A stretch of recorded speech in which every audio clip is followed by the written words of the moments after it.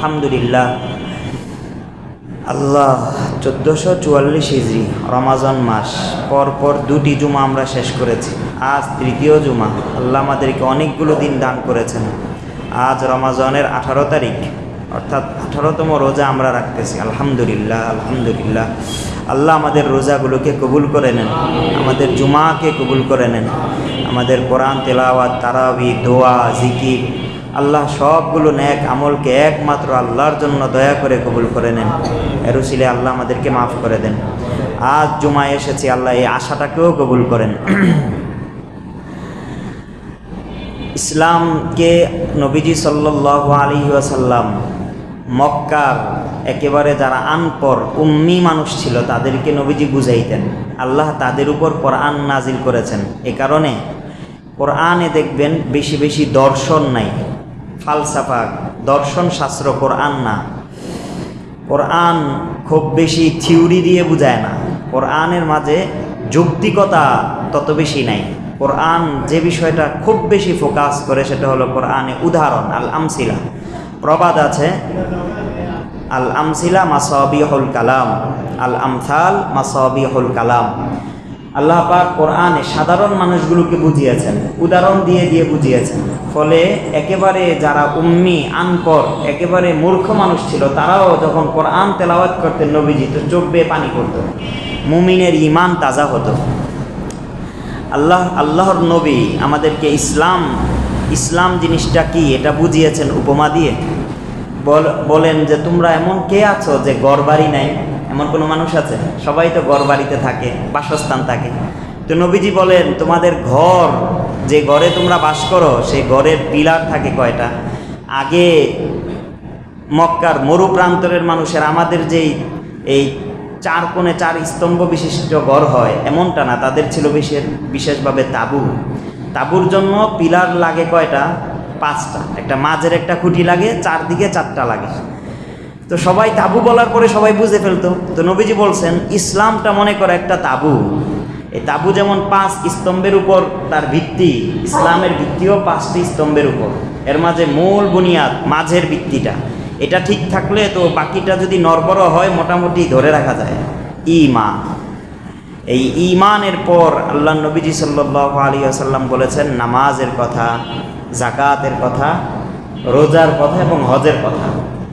তো নবীজি ঈমানের পর নামাজ, নামাজের পর যাকাত বলেছেন। কোরআনের পাতায় পাতায় আপনি যেখানেই দেখবেন যাকাতের আলোচনা এসেছে তো পাশাপাশি নামাজের আলোচনা এসেছে, নামাজের কথা এসেছে তো পাশাপাশি যাকাতের কথা এসেছে।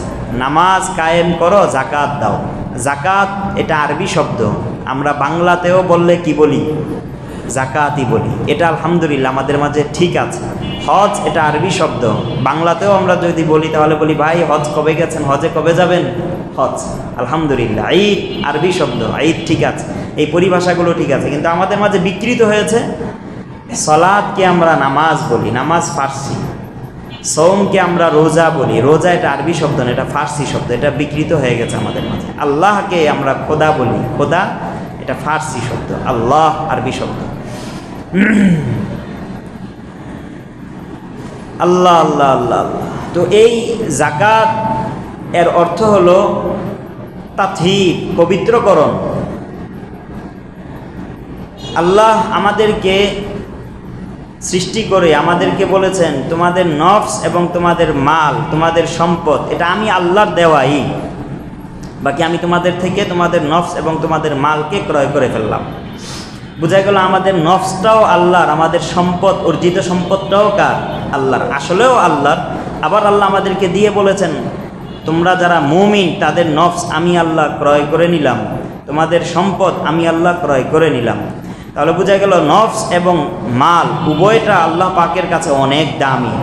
মুমিনের নফস, জিন্দিগি, মুমিনের জীবনটা যেমন দামি, মুমিনের সম্পদও আল্লাহ পাকের কাছে তেমন দামি।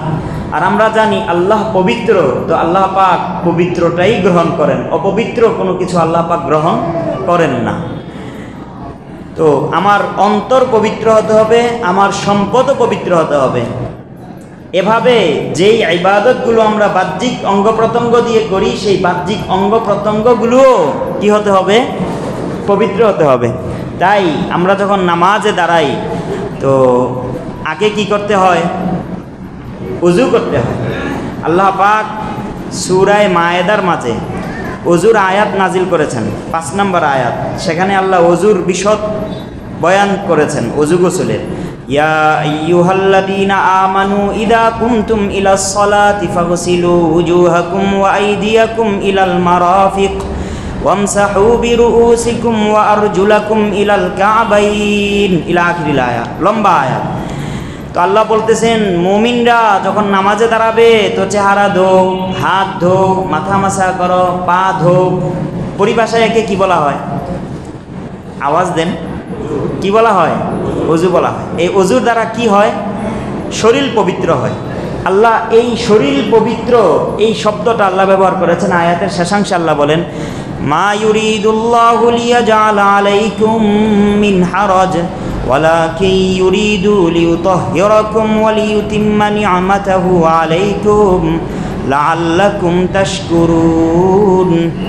আল্লাহ বলেন আমি তোমাদেরকে পবিত্র করতে চাই, তোমাদের উপর আমার নিয়ামতের পূর্ণতা করতে চাই, পবিত্র করতে চাই। পবিত্র করার শব্দটা কি ব্যবহার করেছেন? লিইউতাহহিরাকুম, অর্থাৎ শরীরের পবিত্রকরণকে আরবিতে তহারত বলা হয়। কি বলা হয়? তহারত। কিন্তু এটা তো আমার শরীরের পবিত্র হলো, আমার অন্তর পবিত্র হতে হবে না? যেহেতু আমার অন্তরটাও কার কাছে যাবে? আল্লাহ ক্রয় করেছেন, আল্লাহ পবিত্র, আল্লাহ অপবিত্র জিনিস গ্রহণ করবেন? তাই আমরা আমপাড়ার মাঝে সূরা শামস তেলাওয়াত করি না? ওয়াশ-শামসি ওয়া দুহাহা পড়ি কি পড়ি না? পারি তো আমরা। হ্যাঁ, এই সূরার মাঝে আল্লাহ প্রায় 11টা থেকে 12টা কসম করেছেন। এই শুধু শুধু সূর্যের কসম করতেছেন, চন্দ্রের কসম করতেছেন, দিবসের কসম করতেছেন, রজনীর কসম করতেছেন, নফসের কসম, জমিনের কসম, আসমানের কসম। এই কসমগুলো করে করে আল্লাহ শেষে গিয়ে বলেন কদ আফলাহা মান যাক্কাহা ওয়া কদ খাবা মান দাসসাহা। এই অন্তরকে যে পবিত্র করলো সে সফল কাম, আর যে অপবিত্র রাখলো সে হতভাগা। কদ আফলাহা মান যাক্কাহা, হায়ের মার্জি হলো ওই পূর্বের নফস।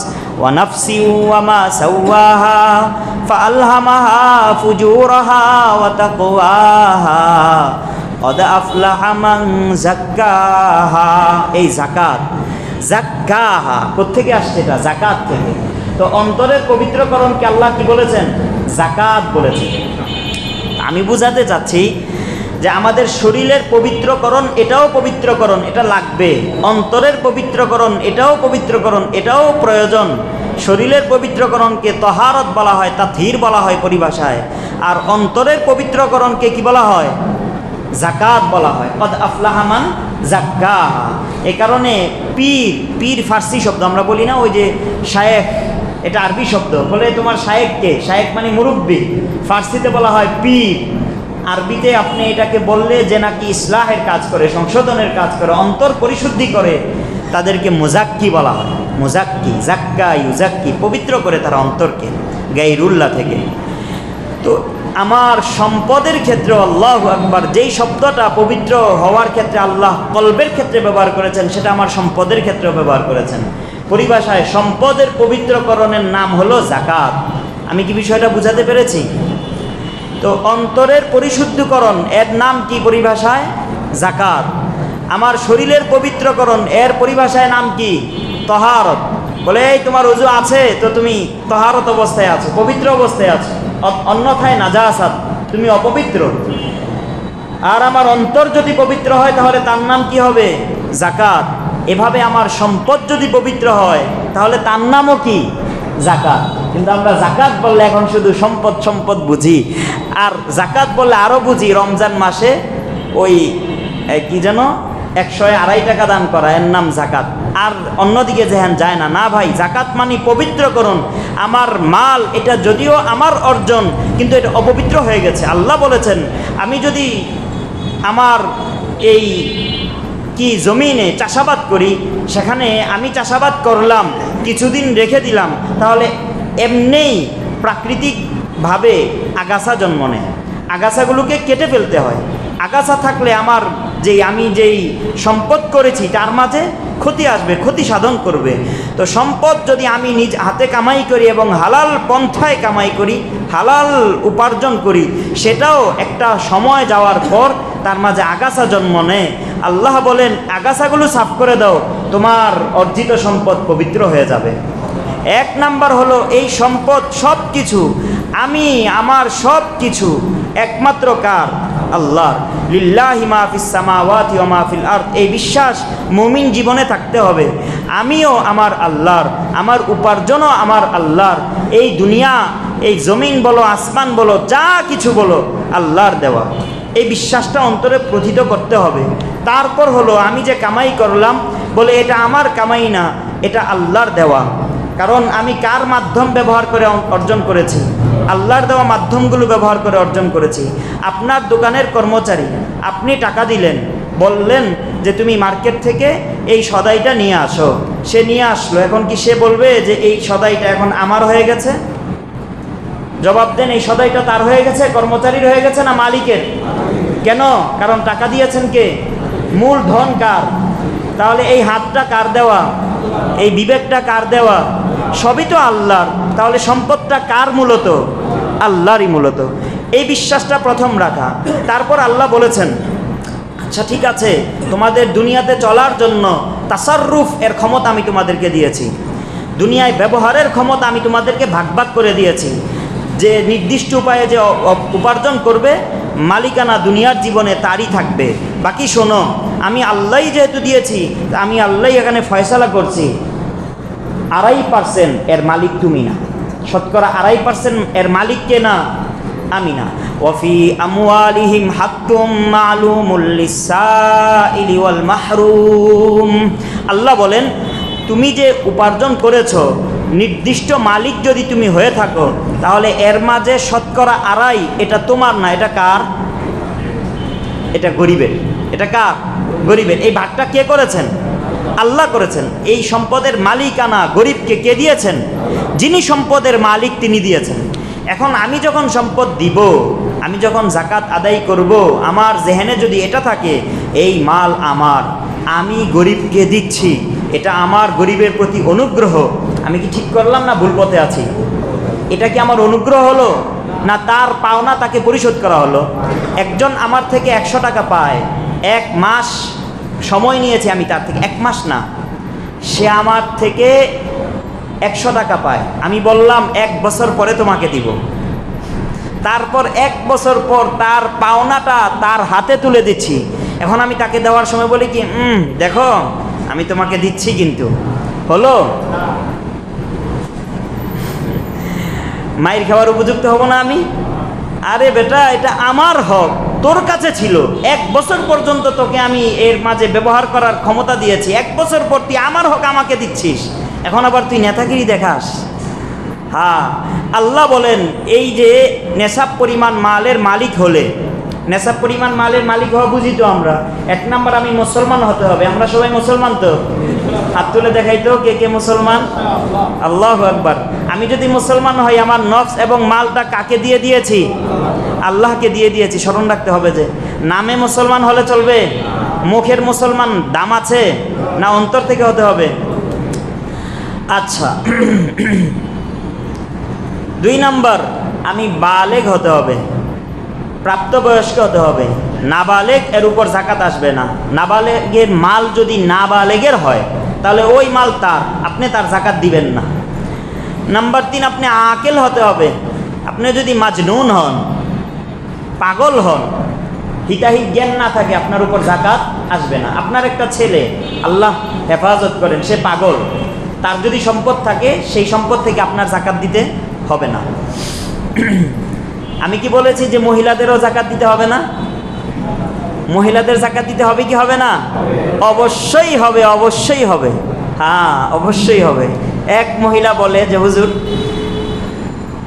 1 কোটি টাকার গাড়ি আমার স্বামী চালায়, তার গাড়ির উপর যাকাত আসে না, আর আমার স্বর্ণের বালা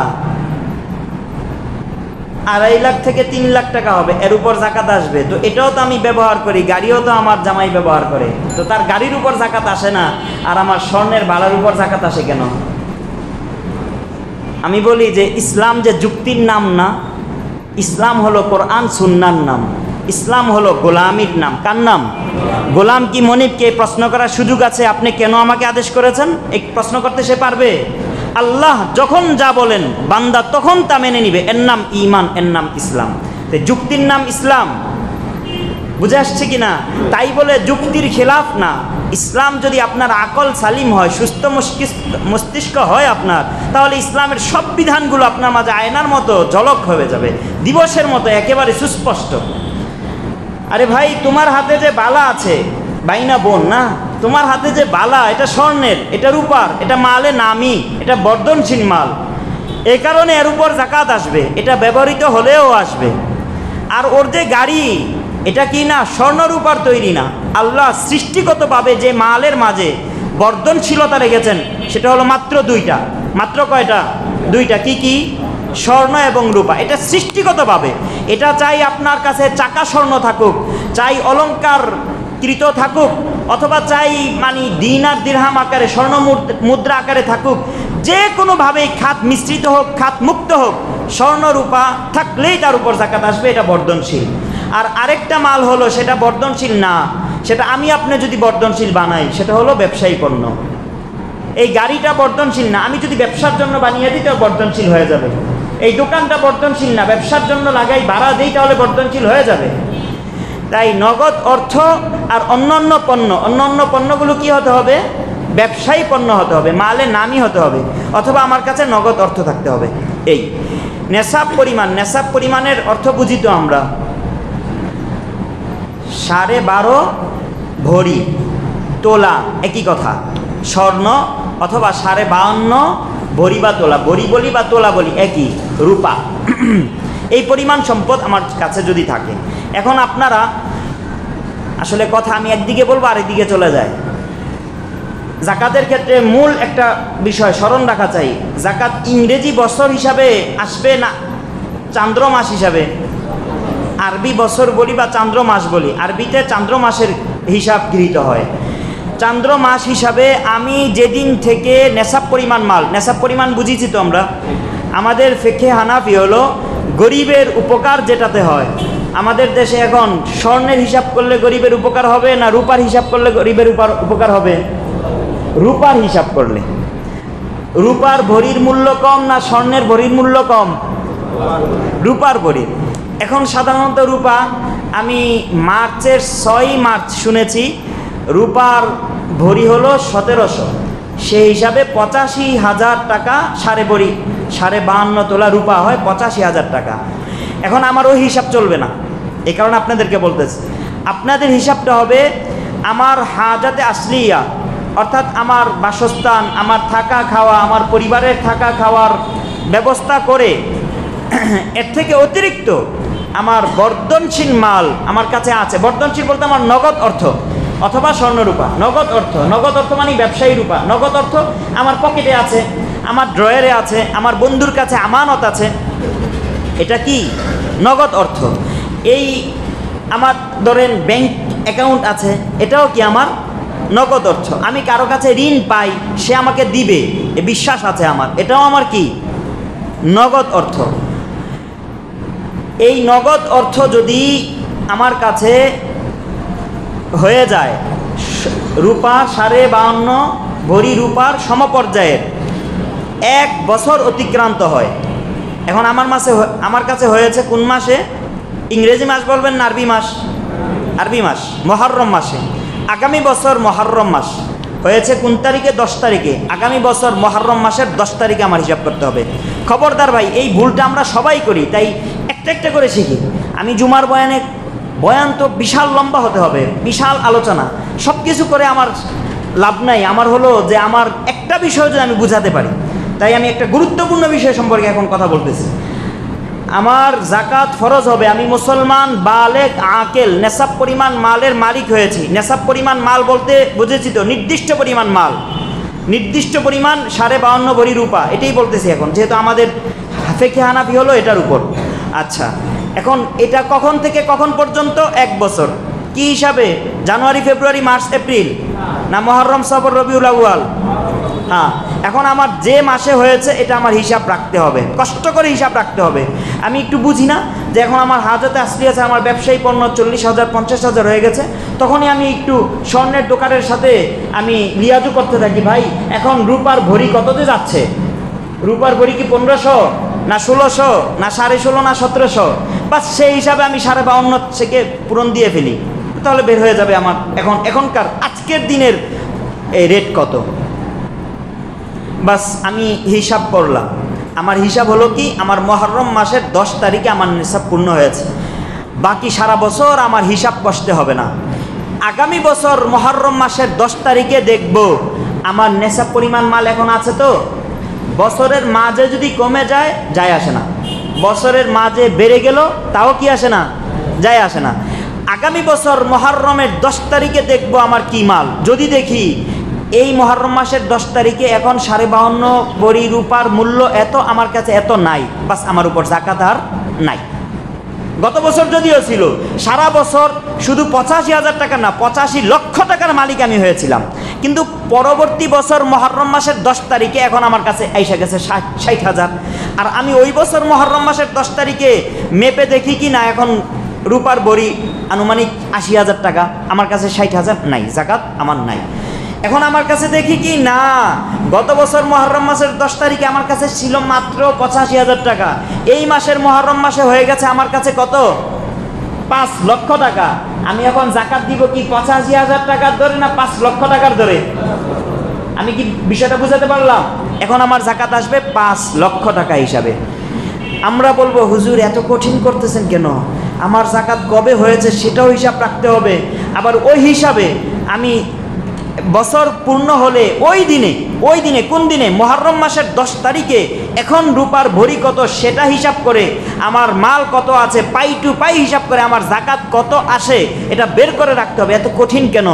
ভাই বলি, যাকাত না দেওয়া যেমন কঠিন, যেমন হারাম, যাকাতের ক্ষেত্রে কারসাজি করা, কম বেশি করা, এটা তেমন হারাম, তেমন গুনাহ। আপনি বলবেন আমি বুঝি না, আমি না জানি না, শরীয়ত বলবে তোমার এখানে না জানা কর্তব্য না, তুমি জানলা না কেন? 2 নম্বর কথা, হুজুর তাহলে কি আমি মুহররমের 10 তারিখেই যাকাত দিয়ে দিব? না, এটা আবশ্যক না। আমি বলছি আপনি মুহররমের 10 তারিখে যাকাত হিসাব করে রাখেন, আপনি সফরের 5 তারিখে যাকাত হিসাব করে রাখেন, যেহেতু আপনার সফরের 5 তারিখে বছর পূর্ণ হয়েছে এবং ওই সময় পূর্ণ করা, হিসাব করা আপনার উপর ফরজ। ফরজ ভাই, এটা সুযোগ নাই, সুন্নাহ না, ফরজ। মুস্তাহাবের আলোচনা করতেছি না, আবশ্যক। হ্যাঁ, আপনি এখন রমাজানে দেন, ইনশাল্লাহ সব বেশি পাবেন। রমাজানে কোন হিসাবেরটা দিবেন? ওই যে সফরের 5 তারিখে আপনি হিসাব করে রেখেছিলেন, সফরের 5 তারিখে আমার ব্যাংকে আছে এত, আমার ব্যবসার খাতে এত, আমার স্বর্ণ আছে এত, রূপা এত, আমার নগদ এত আছে, সব কিছু মিলিয়ে আমার এত হয়েছে। আমার ঋণের খাতে এত টাকা লাগানো আছে, বাস ভাড়ায় আমি এতটুক পাই, আমার ওই যে সিকিউরিটি আমার কাছে এত টাকা, 50,000 টাকা, 1 লাখ টাকা আমাকে জমা দিয়েছে, এগুলো সব মিলিয়ে আমার কাছে এত হয়, আমার যাকাত এত, আমি আনুমানিক 50,000 টাকা আমার যাকাত আসছে এবছর, বাস আপনি রমজানে আদায় করেন। আমি কি বিষয়টা বুঝাতে পারলাম? বিষয়টা বুঝাতে পারলাম আমি আপনাদেরকে? আলহামদুলিল্লাহ। নাম্বার 2, আমি যাকাত যাদেরকে দিব এটা আমার হক দিচ্ছি না তাদের হক দিচ্ছি? এখন তাদের হক দিচ্ছি, আমি যখন কারো থেকে ঋণ নেই তাকে কি ফোনে কথা বলি, এই মিয়া আপনি আমাকে ঋণ দিয়েছেন, ঠিক আছে আমার অফিসে আছেন, ঋণ নিয়ে যান, এভাবে বলি? না ভাই মেহেরবানি করে আপনি আমার উপর বড় এহসান করেছেন, 1 বছর টাইম দিয়েছেন, আচ্ছা ভাই আমি আপনার টাকা পৌঁছে দিতেছি, আপনি কোথায় আছেন বলেন। বিনয়ের সাথে তাকে গিয়ে টাকাটা পৌঁছে দেই। ইসলামের হক হলো যাকাত দিব, যাদেরকে দেওয়ার তাদেরকে দিব এবং তাদের কাছে গিয়ে গিয়ে দিব। এমন না যে বাড়িতে বাস যাকাতের শাড়ি কিনে রাখবো, লোকরা ভিড় করবে আর আমি তাদেরকে দিব। আপনি যাকাত দিতেছেন ঠিক, আল্লাহর কাছে কবুল হবে না ভাই। হ্যাঁ, আল্লাহ কোরআনে বলছেন শুধু যাকাত না, সাধারণ মালও যখন দেয় তখন মুমিনরা এভাবে দেয়, এভাবে দেয়, ওয়া কুলুবুহুম ওয়াজিলাতুন আন্নাহুম ইলা রাব্বিহিম রাজিউন, তাদের অন্তরগুলো ভয়ে প্রকম্পিত হতে থাকে যে আমি না আল্লাহর দিকে ফিরবো, আমার মালটা আল্লাহ গ্রহণ করবে তো, আমি যে দিচ্ছি আমার আল্লাহ এটা গ্রহণ করবে তো। ভাই এই ভাব থাকতে হবে। বিষয়টা বুঝাতে পারলাম?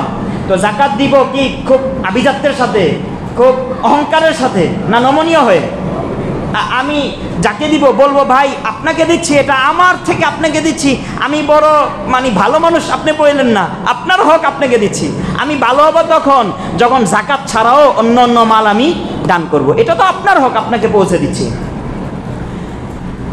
নাম্বার 3, আরেকটা কথা, জাকাত যারা জাকাত যোগ্য তাদেরকে দিব।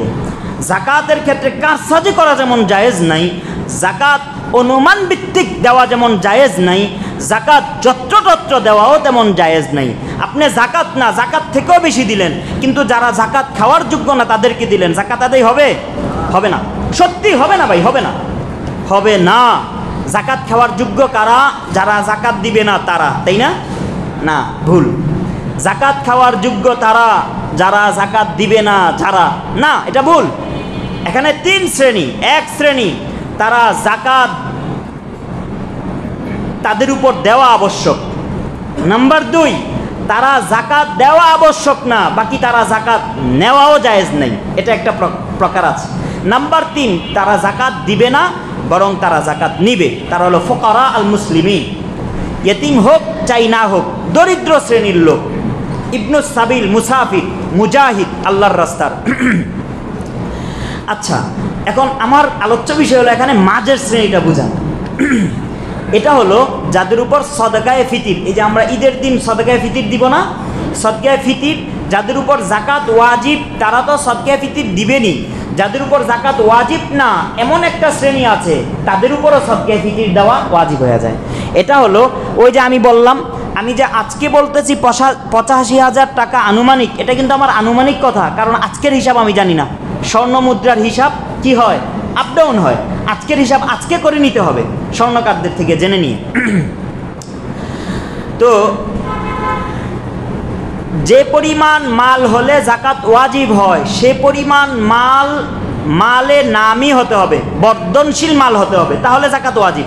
কিন্তু সে পরিমাণ মাল যদি বর্ধনশীল না হয়, স্বাভাবিক মাল হয়, তাহলে তার উপর জাকাত ওয়াজিব না বটে, তার উপর সদকায়ে ফিতির ওয়াজিব। তার উপর জাকাত ওয়াজিব না বটে, বাকি তার জন্য জাকাত খাওয়াও হারাম। বুঝে আসছে কথা? উদাহরণ দিই, যেমন আপনার একটা থাকার বাড়ি আছে, এটা আপনার হাজতে আসলিয়া না, এটাতে আপনি থাকেন, বাকি আপনি এক ফ্ল্যাটে থাকেন, আরেকটা ফ্ল্যাট এমনিই পড়ে আছে, সেটা আপনার জন্য প্রয়োজন না, আপনি আপনার বিবি একটা সন্তান, তো দেখা যায় এক রুমেই হয়ে যায়, আরেকটা রুম এমনিই রেখে দিয়েছেন, সেটা ভাড়াও দেন না। ভাড়া দিলে মালে নামই হয়ে যাবে, বর্ধনশীল মাল, তখন যদি নেশাব পরিমাণ হয় জাকাত ওয়াজিব হবে, বাকি আপনি সেটা ভাড়া দিচ্ছেন না। আপনার একটা জমিন আসে, সেটা আপনি চাষাবাদ করে খান, 1 বিঘা জমি, আর 1 বিঘা জমি না এমনিই পড়ে আসে, এটা গ্রামে না কি বলে, মানে অনাবাদ জমি পড়ে থাকে না অনেক সময়, ওই যে খাল বিল হয়ে থাকে, অনাবাদ, সে চাষাবাদ হয় না, এটা আপনি ব্যবহার করেন না, আপনি ব্যবসার মালেও লাগাচ্ছেন না, এমনিই পড়ে আছে। এখন ওই জমির মূল্যটা যদি ধরেন 52.5 তোলা রূপার সমপর্যায়ের হয়ে যায়, ওই যে বিল্ডিংটা আপনি থাকতেছেন না, ওই আপনি কি রেখেছেন ঘরের মাঝে, ওই যে কি যেন সৌন্দর্য বৃদ্ধির জন্য অনেক কিছু মানুষ রাখে না, ওই যে ইকুরিয়াম রাখে, আরও কত কি রাখে, এগুলো কি আপনার নিত্য প্রয়োজনীয় নাকি? আপনি কি বিশাল খাট রেখে দিয়েছেন, কি সুন্দর সুন্দর মানে আলমারি, যেগুলো আপনার প্রয়োজন নাই, প্রয়োজনের অতিরিক্ত, সেগুলো যদি আপনার ওই 52.5 তোলা রূপার পরিমাণ হয়ে যায়, এগুলোর উপর জাকাত আসবে না, বাকি আপনার উপর সদকায়ে ফিতির ওয়াজিব। আপনাকে কেউ যদি জাকাত দেয়, আপনি আত্মীয় হতে পারেন তার, কিন্তু আপনার জাকাত আদায় হবে না, যে জাকাত দিয়েছে তার জাকাত আদায় হবে না। তাই আমরা যে গরিবদেরকে জাকাত দেই, না দেখে জাকাত না দেওয়া চাই, তার সম্পর্কে একটু জেনে নেওয়া চাই যে সে কেমন। 1 নম্বর তো হলো গরিব আত্মীয়কে দেওয়া ভালো, আত্মীয়র মাঝে আমার জানাশোনা আছে, তাকে দিলে আমার সহি খাতে আমি দিতে পারলাম। নাম্বার 2, তালিবুল ইলম, এই খাতে দেওয়া, এটা ভালো, এলে ইলমে দিন শিক্ষা করতেছে, বালেগ হয়ে গেলে বাবার ইয়াতে সে আর থাকে না, গরিব থাকে সাধারণত, লিল্লা ফান্ড থাকে অনেক সময় মাদ্রাসাগুলোতে, এগুলোতে দেওয়া। তারপর আপনি সাধারণ গরিবদেরকে দেওয়া, এটাও দিতে পারেন, বাকি যার উপর এতেমাদ হবে, বিশ্বাস হবে না সে আসলেই গরিব, তাকে দিবেন। আমি বিষয়গুলো বুঝাতে পারলাম? আলহামদুলিল্লাহ। জাকাত সম্পর্কে আলোচনা আরও করা দরকার, যদি আল্লাহ তৌফিক দান করেন সামনে। আজ 18ই রমজান না? আগামীকাল শনিবার 19 রমাদান, রবিবার কি রমাজান? 20 রমাজান।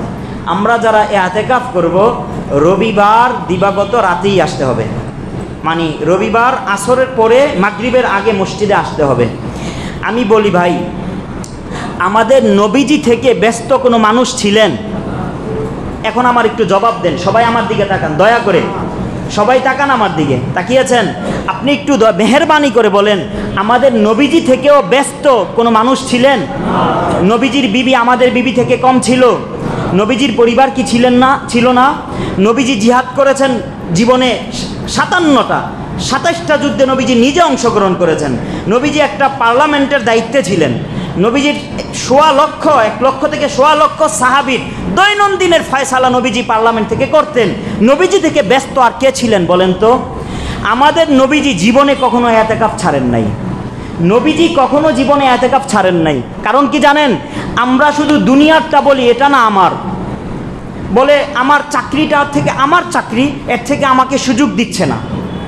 আমার দোকান, এটা আমার দোকান, তো এখন আমি সুযোগ পাচ্ছি না। এটা আমার ঘর, তো পুরা ঘরের দায়িত্ব আমার, আমি সুযোগ পাচ্ছি না। ভাই, আপনি শুধু আমার বলতে দুনিয়াটা বুঝলেন।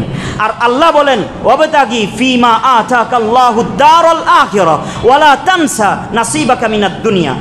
কোরআন বলেন যে আরে তুই শুধু দুনিয়াটা আমার বলস, তোর দুনিয়া ঠিক আছে, তোর জীবন এটাও তোর, তোর দোকান এটাও তোর, তোর পরিবার এটাও তোর, বাকি কবরটা কার? কবরটা কার? এটাও তো আমার। আখেরাতটা কার? এটাও তো আমার। ফুলসিরাতটা কার? এটাও তো আমার। তো আমার বলতে এটা এটা এটা এটা কেন জেনে আসে না? আল্লাহ বলেন, ওয়াবতাগি ফিমা আতাকাল্লাহ, তোকে আমি আল্লাহ যা কিছু দিয়েছি, কি দিয়েছি? তোকে সারা বডিটা দিয়েছি, তোকে বিবেক দিয়েছি, চেয়ে দেখ, তোর মতো এরকম দেখতে নাদুস নুদুস আকল খারাপ পাগল হয়ে রাস্তায় ঘুরতেছে। তোর চোখ দিয়েছি, আরেকজনের দেখ তোর মতোই ছোট ছেলেবেলা খেলছিলি, তার চোখের জ্যোতি নাই। তোকে সব কিছু দিলাম আমি আল্লাহ, ওয়াসাইল দিয়েছি, মাধ্যম তো তোকেও দিয়েছি, আরেকজনকে দিয়েছি। তুই তোর মাধ্যমগুলো ব্যবহার করে বাড়ির মালিক হয়ে গেছ। তোর ছেলেবেলার বাল্য বন্ধু, সেও তার হাত পা ব্যবহার করেছে, চাকরি খুঁজেছে, মাধ্যমগুলো ব্যবহার করে সে তোর বাসায় ভাড়া থাকে। যালিকা মিন ফাদলিল্লাহ, আমি আল্লাহর এত অনুগ্রহ তোকে আমি দিলাম, আমি আল্লাহকে ভুলে যাওয়ার জন্য? আল্লাহ বলেন, ওয়াবতাগি ফিমা আতাকাল্লাহ, আমি আল্লাহ তোকে যা কিছু দিয়েছি এর দ্বারা তুই তোর আখিরাতকে তালাশ কর। ওয়ালা তানসা নাসিবাকা মিনাদ দুনিয়া, হ্যাঁ দুনিয়াকে ভুলে গিয়ে না। আমি আল্লাহকে তালাশ করতে হবে, দুনিয়াকে ভুলে গিয়ে না। ভাই মেহেরবানি করে, আমার নবী থেকে কেউ ব্যস্ত ছিল না। আমি আমার ব্যস্ততাকে আল্লাহকে পাওয়ার জন্য আড়াল হিসাবে না দাঁড় করাই। আজকে আপনিও রমজান পেয়েছেন। আমার শ্বশুর বয়স 54 ছিল। গত রমজানে উনি কত কি আশা, বাড়ি কিনেছেন, গ্রামে বাড়ি কিনেছেন, উনি যেখানে মাদ্রাসা সেখানে ওনার বাড়ির জায়গা কিনেছেন। আমার সাথে পরামর্শ যে বাড়িতে বিল্ডিং করব না ওই যে জায়গা করেছি সেই জায়গায় বিল্ডিং করব। মাদ্রাসায় কিতাব বিভাগের জন্য 2 তলা বিল্ডিং গত রমজানে কমপ্লিট হয়েছে। আমি গত রমজানে ওনাকে বলেছি ইতিকাফ যেন না ছাড়া হয়, এই রমজান থেকে কিতাব বিভাগ খোলার কথা। কত কি আশা, ওনার ইন্তেকালের কোনো ইয়াই ছিল না, হ্যাঁ ওনার চিন্তাই ছিল না। এই রমজানে উনি এখন কবরের বাসিন্দা। আমাদের এই এলাকায় আমি তো দেখা, ওই যে হাজি ইসাক সাহেব না, ওনাকে দেখলে তো আমরা ভাবতাম যে আচ্ছা ঠিক আছে একদিন হয়তো চলে যাবেন, কিন্তু গত রমজানে কিন্তু উনি ওই মসজিদের কোনায় বসা ছিলেন। আমি ইতিকাফের সাথীদেরকে সাধারণত সময় কিছু হলেও দেই। গত রমজানেও বলেছিলাম, এই রমজানেও বলছি আপনারা বসবেন, আমি ইচ্ছা করি ইনশাআল্লাহ আপনাদেরকে সময় দিব। দেখেন, কোরআন নাজিলের কারণে বলেছিলাম রমজানের মর্যাদা, লাইলাতুল কদরের মর্যাদা, নবীজির মর্যাদা, উম্মতের মর্যাদা, আল্লাহু আকবার, কাবার মর্যাদা, স্থান মক্কার মর্যাদা।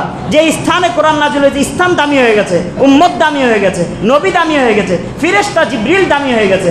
এই কোরআন আমরা যারা শিখতে পারলাম না, ইতিকাফে বসেও তো এটা নিয়ত করতে পারি 10 দিন আমি কোরআন শিখবো। আল্লাহ আমাদের জন্য সহজ করে দেন ভাই। ইতিকাফ চারটিখানি কথা না। ইতিকাফ আপনি বসবেন, বলবেন হুজুর আমি তো রিটার্ন করেছি, ঘরে একটু সময় দিতে হয়, তো আমি তো অন্য কোথাও যাই না, ঘরে বসে বসে সারাদিন কোরআন তেলাওয়াত করব, নামাজ পড়ব। আমি বলি আপনি ঘরের চেয়ারে বসেও আপনি বক্তব্য দিচ্ছেন, এটাও আপনার বক্তব্য। আর আপনি পার্লামেন্টের চেয়ারে বসেও বক্তব্য দিচ্ছেন, এটাও আপনার বক্তব্য। কোনটার কতটা গুরুত্বপূর্ণ আপনি বলেন তো? আপনি ঠেলা গাড়িতে বসে আছেন না, তাই না? আপনি রিক্সায় বসে আছেন, এটা আমি বলি, আপনি একটু ভাবেন না। আর আপনি বিমানের সিটেও বসে আছেন, আপনার রকেটের সিটেও বসে আছেন, কতটুকু আপনার পার্থক্য আপনি বলেন। নবীজি যদি আপনার থেকে বিবেক কমই থাকতো তো নবীজি কি বুঝতেন না উম্মতের হাওয়ায়েজ, উম্মতের প্রয়োজন কতটুকু? নবীজি মসজিদ থেকে বাইরে অবস্থান করতে পারতেন না? আমাদের নবীজি কি কোরআন ভুলে থাকতেন, আল্লাহকে ভুলে থাকতেন? তো নবীজি কেন মসজিদে এসেছেন? কেন মসজিদে এসেছেন? আচ্ছা, লাইলাতুল কদর সম্পর্কে কি বলবো, আপনারা সবাই জানেন 1000 মাস থেকে শ্রেষ্ঠ। আল্লাহ নবীজি একবার এক লোকের আলোচনা করেছেন বনি ইসরাইলের, সে 1000 মাস পর্যন্ত দিনে রোজা রেখেছে, আবার দিনে জিহাদের কাজ করেছে, রাতে কি করেছে? রাতে সারা রাত নামাজ পড়েছে। এই আলোচনা যখন করেছেন, এটা ইবনে আবি হাতেমের রেওয়াতে আসছে এবং ইবনে কাসির ওনার তাফসিরের কিতাবে এনেছেন। সাহাবীরা আজিবা আসহাবু মুহাম্মাদিন সাল্লাল্লাহু আলাইহি ওয়াসাল্লাম আশ্চর্য হয়ে গেছেন, এত বছর 1000 মাস হিসাব করলে 83 বছর 4 মাস, 83 বছর 4 মাস আমরা কি হায়াত পাবো? 60-70 বছর আমাদের জীবন, এর মাঝে বালেগ হতে হতে 10-12-15 বছর চলে যায়, মাঝে বাদ দিলে 40-50 বছরের জীবন। 40-50 বছর বিবি বাচ্চা পালবো কোথায়? ঘর সংসার করবো কিভাবে? আর আল্লাহকে সময় দিব কতটুকু? আয় রে আফসোস, নবীর সাহাবীরা সবাই আফসোস। আচ্ছা, জিবরিল আলাইহিস সালাতু ওয়াস সালাম হিনা ইদিন ফাকালা ইয়া মুহাম্মদ আজিবাত উম্মাতুকা মিন আসহাবি নাফারিন আবাদুল্লাহ ওয়া লাম ইয়াসুহু তারফাত আইনিন তিওয়ালা 80 সানাতান। তোমার উম্মত আশ্চর্য হয়ে গেছে ওই লোকদের কথা শুনে যারা এক রেওয়ায়াতে 80 বছর, আরেক রেওয়ায়াতে এই 1000 মাস আল্লাহর ইবাদত করেছে, এক চোখের পলকের জন্য তারা আল্লাহর নাফরমানি করে নাই। এদের নিয়ে তোমার উম্মত আশ্চর্য হয়েছে। আল্লাহ জিবরিল বলেন, আল্লাহ তোমার উপর এক সূরা নাজিল করেছে, শুনিয়ে দাও তাদেরকে। ইন্না আনজালনাহু ফি লাইলাতুল কদর, লাইলাতুল কদরি খায়রুম মিন আলফি শাহর। আল্লাহ বলেন, এক লাইলা, একটা রাত 24 ঘন্টাও না, মাত্র 12টা ঘন্টা, এটা 1000 মাস থেকে উত্তম। 1000 মাস না, 1000 মাস থেকে উত্তম। 1000 মাস কি বসে বসে কাটানো থেকে উত্তম না? ওই যে বনি ইসরায়েলের যে লোক সারাদিন রোজা রাখতো, জিহাদের ময়দানে ছিল এবং সারা রাত নামাজ পড়তো, তার 1000 মাস থেকে উত্তম আপনার লাইলাতুল কদর। এখন আমার লাইলাতুল কদর পেতে হবে না? লাইলাতুল কদর পাবো কিভাবে? হাত দিয়ে ধরে, কি বলেন, চোখ দিয়া দেখে? আরে আপনারা কথা বলেন না কেন? মুখ দিয়া খেয়ে লাইলাতুল কদর পাবেন না? নবীজি যেভাবে বলেছেন সেভাবে পেতে হবে। নবীজির সাহাবী আব্দুল্লাহ ইবনে আব্বাস বলেন, নবীজি বের হয়ে একদিন আমরা নবীজির সাথে ইতিকাফ করেছি, শুরু রমজানে করেছি, বুখারীর রিওয়ায়াত হলো মাঝের দশকে করেছি। মাঝের দশকে করার পর 20 তারিখ, আপনারা আমার কথা বিরক্ত হচ্ছেন ভাই? ভাই আবেগে এসে গেলে কথার একটু নিয়ন্ত্রণ হারা হয়ে যায়। আপনারা আমার কথা বুঝতেছেন তো? 20 তারিখ সকালবেলা, আমাদের 20 তারিখ কবে হচ্ছে?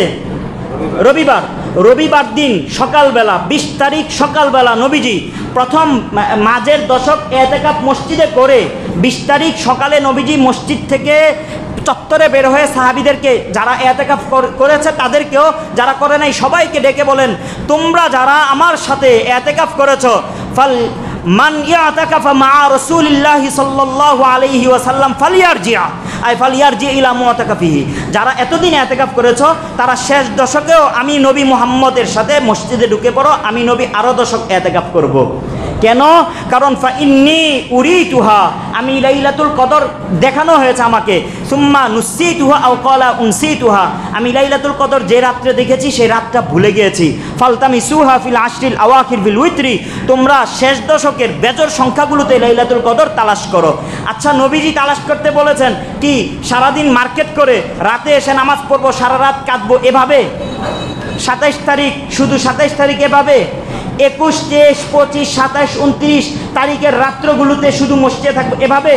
না, শেষ দশকের ইতিকাফের মাধ্যমে। এটা নবীজির ফরমান, এটা নবীজির ফরমান, আমি আব্দুর রহমানের না ভাই। নবীজি বলেছেন যারা শেষ দশক লাইলাতুল কদর পেতে চাও, তোমরা আমি নবীজির সাথে ইতিকাফে শরীক হও, আর শরীক হয়ে বেজর সংখ্যার রাতগুলো 21 হোক, 23 হোক, 25 হোক, 27 হোক, 29 হোক, এই রাতগুলোতে আরো বেশি ইবাদত করো। আর মসজিদে ইতিকাফ তুমি যদি অবস্থান করো, তোমার এটাই ইবাদতে গণ্য হবে। হাত জোর করজোর অনুরোধ ভাই, এক রমাজান যাবে আরেক রমাজান আসবে, আমার নিশ্চয়তা নাই। আমি যে আয়াত পড়েছি, তেলাওয়াত করেছি, এখানে আল্লাহ বলেছেন ইন্নাল্লাহা বিমা তা'মালুনা বাসীর, আমি আল্লাহ কিন্তু তোরা যা যা করস আমি আল্লাহ কিন্তু দেখতেছি, চেয়ে চেয়ে দেখতেছি, চেয়ে চেয়ে দেখতেছি, চেয়ে চেয়ে দেখতেছি। তোকে আমি দুনিয়াও দিয়েছি, তোর জন্য আমি আখিরাতও রেখেছি। তুই তোর দুনিয়াকে কতটা মূল্যায়ন করলি? তুই তোর 50 বছর 40 বছর জীবনের 40টা বছর তুই ব্যবসা করতেছ, 20 বছর তুই ব্যবসার জন্য 20 বছর রমজান তুই ব্যবসার খাতিরে দিলি, আমার জন্য তুই কয় রমজান দিলি? আমি কিন্তু আল্লাহ চেয়ে চেয়ে দেখতেছি, চেয়ে চেয়ে দেখতেছি। আল্লাহ আমাদেরকে বুঝার তৌফিক দান করেন। ভাই আপনাদের কাউকে কষ্ট দেওয়ার জন্য বলি নেই, দিনের কথাগুলো তো আমাদেরকে নবীজি যেভাবে বলেছেন, যে আবেগ নিয়ে বলেছেন, নবীজির আবেগের ছিটাফাটাও আমাদের মাঝে নাই। নবীজির কথা, নবীজি যেমন সত্য, নবীজি যেমন নূরওয়ালা নবী, নবীর কথাগুলোর মাঝেও নূর চমকাইতো। আমার জবান অপবিত্র জবানেও একটু চেষ্টা করেছি এই নবুয়তের ঝলক যেন লাগে। আমি একটু বললাম, মেহেরবানি করে আপনারা দয়া করে, যুবক বৃদ্ধ আপনারা সবাই এতেকাফের জন্য উচিত হলো পুরা এলাকা থেকে হুমড়ে পড়া মসজিদগুলোতে এতেকাফের দিনগুলো এমন হওয়া চাই। এই ঠুনকো কারণগুলো দাঁড় না করাই ভাই, দয়া করে আমরা দাঁড় না করাই। আল্লাহ আমাদেরকে তৌফিক দান করেন, আল্লাহ আমাদেরকে তৌফিক দান করেন। দিনকে বুঝা আমাদের জন্য সহজ করে দেন, দিনকে মানা আমাদের জন্য সহজ করে দেন, দুনিয়ার তুলনায় আখিরাতকে প্রাধান্য দেওয়া আল্লাহ আমাদের জন্য সহজ করে দেন। আল্লাহুম্মা আমিন। আল্লাহ